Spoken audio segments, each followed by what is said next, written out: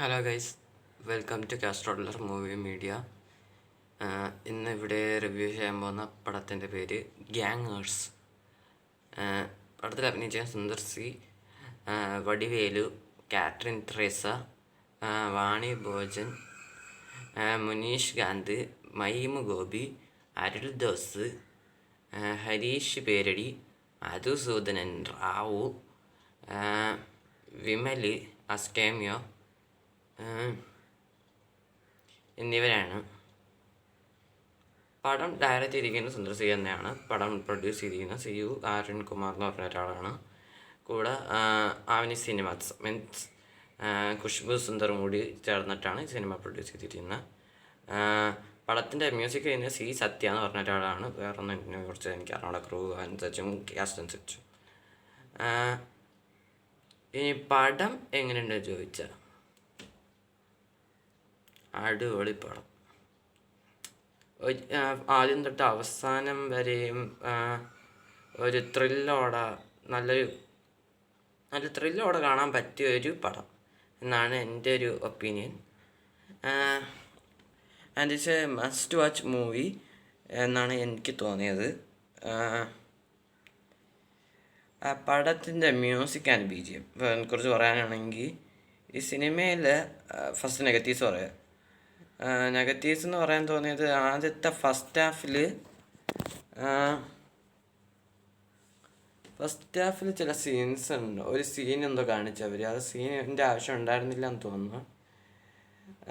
എന്താന്ന് വെച്ചാൽ വില്ലൻ അഭിനയിച്ചിരിക്കുന്നത് ഹരീഷ് പേരടിയാണ്. അങ്ങേരുടെ ഇൻട്രോ കുറച്ചുകൂടി നന്നാക്കായിരുന്നു എന്നാണ് എനിക്കൊരു നെഗറ്റീവായിട്ട് ഫീൽ ചെയ്തത്. ബാക്കിയെല്ലാം ഓക്കെയാണ്. പിന്നെ മ്യൂസിക് ആൻഡ് BGM വൈസ് അത്യാവശ്യം നല്ലതായിട്ട് ചെയ്തു. C സത്യ അത് പുതിയൊരു മ്യൂസീഷ്യനാണെന്ന് തോന്നുന്നു. എന്തായാലും ഹിപ്പ്-ഹോപ്പ് തമിഴ് ചേരുന്ന എല്ലാപ്പോഴും ഇപ്പോൾ എന്താ ചേഞ്ച് ചെയ്യാനാണ് ആഗ്രഹിക്കാത്തതെന്ന് ഞാൻ തോന്നുന്നത്. മനസ്സിലാട്ടെ. പിന്നെ ഡയറക്ഷൻ ഞാൻ പറഞ്ഞില്ല, സുന്ദർ സി തന്നെയാണ് സിനിമയുടെ ഡയറക്ഷൻ ചെയ്തിരിക്കുന്നത്. അങ്ങനെ അത്യാവശ്യം നല്ലതായിട്ട് ഡയറക്ഷൻ ചെയ്തിട്ടുണ്ട്. പടത്തിൻ്റെ സ്റ്റോറി എന്ന് പറയുന്നത് നമ്മുടെ സപ്തമസി തസ്കരക പോലത്തെ ഒരു പടമാണ് ഈ സിനിമ. അതിൻ്റെ ഒരു സ്റ്റോറിയാണെന്നാണ് ഉദ്ദേശിച്ചത്. അതിൻ്റെ ഒരു വൺ ലൈനാണ്. സ്ക്രീൻ പ്ലേ വൈസ് കുറച്ച് ചേഞ്ച് വരുത്തിയിട്ടുണ്ട് മാത്രം.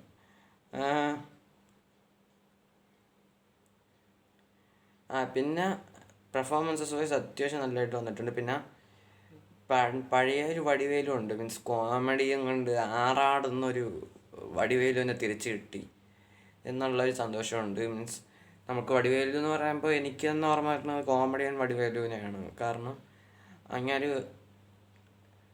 നായകനായിട്ട് അഭിനയിച്ചത് കുറവാണെങ്കിലും അങ്ങേര് കോമഡി വൈസ് നോക്കുമ്പോൾ അങ്ങേര് അത്യാവശ്യം അടിപൊളിയായിട്ട് കോമഡി ചെയ്യുന്ന ഒരാൾ.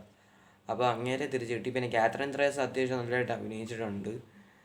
ഒരുപാട് നായകശേഷിയാണ് കാണുന്നതൊക്കെ, അത് ഒരു പടത്തിൽ കാണുന്നതെന്നാൽ അതുകൊണ്ട് അവരുടെ കമ്പാക്കാണ്. പിന്നെ സുന്ദർ സി പടം ഡയറക്റ്റ് ചെയ്തിട്ടുണ്ട്, അഭിനയിച്ചിട്ടുണ്ടെന്നുള്ളത് നിങ്ങൾക്ക് എല്ലാവർക്കും അറിയുന്ന കാര്യം തന്നെയാണ്. അങ്ങേരുടെ പെർഫോമൻസ് അത്യാവശ്യം അങ്ങേര് മാറ്റിയൊക്കെ ചെയ്തിട്ടുണ്ട്. പിന്നെ വിമൽ ക്യാമിയോ ഉണ്ട് കേട്ടോ. ഇപ്പോൾ ഞാൻ പറഞ്ഞില്ലേ, ഈ സിനിമയുടെ സ്റ്റോറി ലൈൻ എന്ന് പറയുന്നത് സപ്തമശ്രീ തസ്കരയുടെയാണ്. പിന്നെ സ്ക്രീൻ പ്ലേയിൽ കുറച്ച് ഒന്ന് മാറ്റം വരുത്തി, അത്രയേ ഉള്ളൂ. അപ്പം അതിൻ്റെ ക്ലൈമാക്സ് ടെസ്റ്റ് ഉണ്ട്. മീൻസ് ഇപ്പോൾ സപ്തമശ്രീ തസ്കരയിൽ പൃഥ്വിരാജിൻ്റെ ക്യാരക്ടർ ക്ലൈമാക്സിൽ ഒരു പാവമായിട്ടാണ് കാണിച്ചിരുന്നത്. അവർ റിവെഞ്ച് എടുക്കാൻ വേണ്ടി, ഭാര്യയ്ക്ക് വേണ്ടി റിവെഞ്ച് എടുക്കാൻ വരുന്ന ഒരു ക്യാരക്ടറായിട്ടാണ് കാണിച്ചിരുന്നത്. എന്നിട്ട് ആ പൈസ ഈ വില്ലിൻ്റെ പൈസയൊക്കെ അടിച്ചുകൊണ്ട് പോവാണ്. എന്നിട്ട് അവർക്ക് തിരിച്ചു കൊടുക്കാൻ വേണ്ടിയിട്ട് അവരുടെ സഹായിച്ചവർ പോകുമ്പോൾ അത് വേറൊരാളെ അവർ പറ്റിച്ചതാണ്, ഈ പൃഥ്വിരാജ് പറ്റിച്ചതാണ്. അത് ശരിക്കും പൃഥ്വിരാജ് പറഞ്ഞത് ഇന്ദ്രജിത്തിൻ്റെ കഥയെന്ന് പറഞ്ഞിട്ടൊരു ട്വിസ്റ്റ് വരുന്നുണ്ട്. അതേപോലെ ഞാൻ പറഞ്ഞില്ല, ഈ സിനിമ വീണ്ടും പറയണത് ഇതിൻ്റെ സ്റ്റോറി ലൈൻ എന്ന് പറയുന്നത് സപ്തമശ്രീ തസ്കരയുടെയാണ്. സ്ക്രീൻ പ്ലേ വൈസ് കുറച്ച് ചേഞ്ച് വരുത്തിയിട്ടുണ്ട് മാത്രം. അപ്പോൾ അതുപോലെ ഇതിൽ സുന്ദർ സി വിമലിൻ്റെ കഥ പറയും. വിമലിൻ്റെ കഥയായിരിക്കും പറയണത് എന്നുള്ളത് അവസാനമാണ് നമുക്ക് മനസ്സിലാവുക. എന്നിട്ട് മറ്റേ സപ്തമശ്രീ തസ്കരയുടെ ക്ലൈമാക്സ് പോലെ എല്ലാ മീൻസ് നായകൻ്റെ കൂടെ നിന്നവർക്കും പൈസ കിട്ടും, ഇങ്ങേർക്കും പൈസ കിട്ടും എന്നുള്ള ഒരിതിൽ പൈസ കൊടുക്കും എന്നുള്ള ഒരു ഇതിലാണ് അവസാനിപ്പിക്കണ സപ്തമശ്രീ തസ്കര ഈ സിനിമയും. സപ്തമശ്രീ തസ്കര പക്ഷെ ഒരു ഡിഫറൻസ് എന്താണെന്ന് വെച്ചാൽ മറ്റേന് സെക്കൻഡ് പാർട്ട് ഉണ്ട് എന്ന് പറഞ്ഞിട്ടല്ല അവസാനിപ്പിച്ചിരിക്കുന്നത്, പക്ഷേ ഇത് സെക്കൻഡ് പാർട്ട് ഉണ്ടെന്ന് പറഞ്ഞിട്ടാണ് അവസാനിപ്പിച്ചിരിക്കുന്നത്. എന്തായാലും കാത്തിരിക്കുക സെക്കൻഡ് പാർട്ടിന് എന്തിനാണോ എന്തോ. പിന്നെ പടത്തിലെ ഫ്ലാഷ് ബാക്ക് അത്യാവശ്യം നൈസായിരുന്നു കേട്ടോ. സപ്തമശ്രീ തസ്കരയിലെ പോലെ തന്നെയാണ് കയറ്റി വച്ചിരിക്കണത്, പക്ഷെ ഫ്ലാഷ് ബാക്ക് എടുത്തിരിക്കുന്നത്. അതുകൊണ്ട് ഇറ്റ്സ് ഗുഡ്. അതിൻ്റെ അത്രയും ഇല്ല എന്നാലും it's good.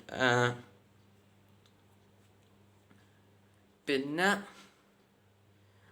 Munish കാന്തിൻ്റെ comedy, Munish കാന്തൊക്കെ അത്യാവശ്യം ആറാടിയിട്ടുണ്ട്. പിന്നെ വില്ലൻ ഹരീഷ് പേരടീനെ സ്റ്റാർട്ടിങ്ങിലൊക്കെ ഇങ്ങേര് മരിച്ചെന്ന് കാണിച്ചിട്ട് അവസാനം ഇൻ്റർവെല്ലൊക്കെ ആയപ്പോഴത്തേക്ക് ഇങ്ങേര് മരിച്ചിട്ടില്ല. ഇങ്ങേര് ഏതോ ഒരു മരിച്ചു കിടന്നിരുന്ന ആരുടെയോ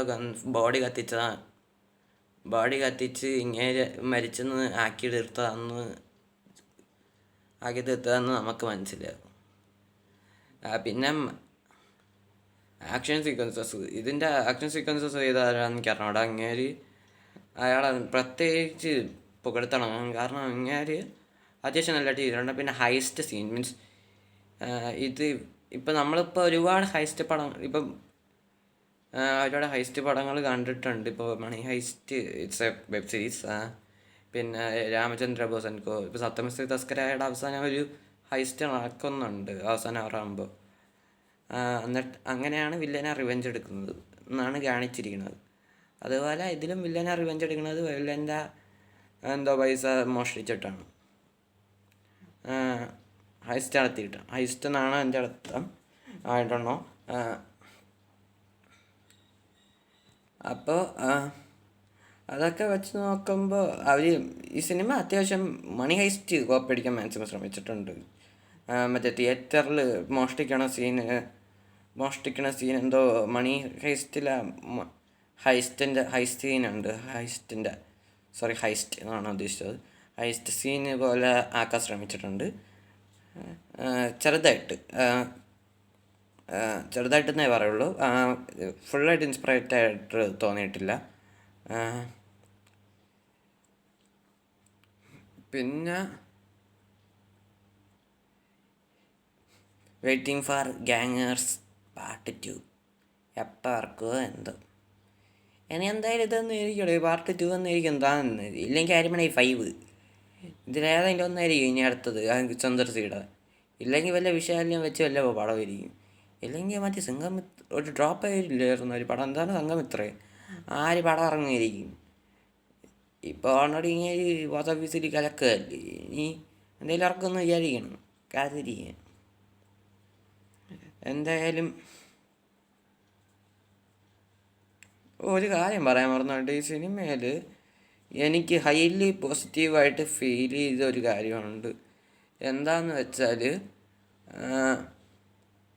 വിമലിൻ്റെ എൻട്രി. മീൻസ് ഞാൻ പറഞ്ഞല്ലോ, അപ്പം സപ്തമശ്രീ തസ്കരയുടെ സ്റ്റോറി ലൈനാണ് ഈ സിനിമയ്ക്ക് കൊടുത്തിരിക്കുന്നത്. സ്റ്റോറി ലൈൻ തന്നെയാണ് ഈ സിനിമയുടെ സ്റ്റോറി ലൈൻ.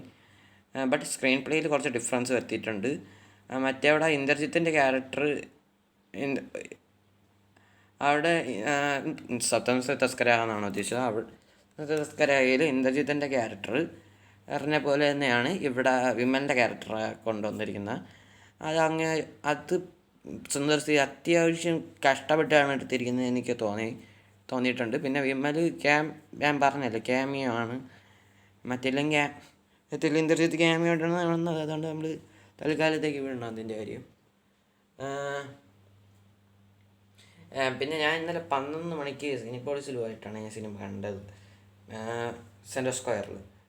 പക്ഷേ എന്നിട്ട് ഞാൻ ഉറങ്ങിപ്പോയി. എന്നിട്ട് ഇപ്പോഴാണ് എണീറ്റിട്ട് പറയാമെന്ന് വിചാരിച്ചു, വേറെ ഒന്നും വിചാരിക്കരുത്. എന്തായാലും എനിക്കിത്ര പറയാനുള്ളൂ. ഈ വീഡിയോ ഇഷ്ടപ്പെട്ടെങ്കിൽ ലൈക്ക് ചെയ്യുക, ഷെയർ ചെയ്യുക, സബ്സ്ക്രൈബ് ചെയ്യുക. ബെല്ലൈക്കണിൽ ഓളെന്ന് പറയുന്ന ഓപ്ഷൻ ഉണ്ടാകും, അത് അമർത്തി സഹായിക്കുക എന്ന് പറഞ്ഞുകൊണ്ട് അവസാനിപ്പിക്കുന്നു. അപ്പോൾ ടാറ്റ ബൈ ബൈ, ഡെൽറ്റ ഉസ്കസ്.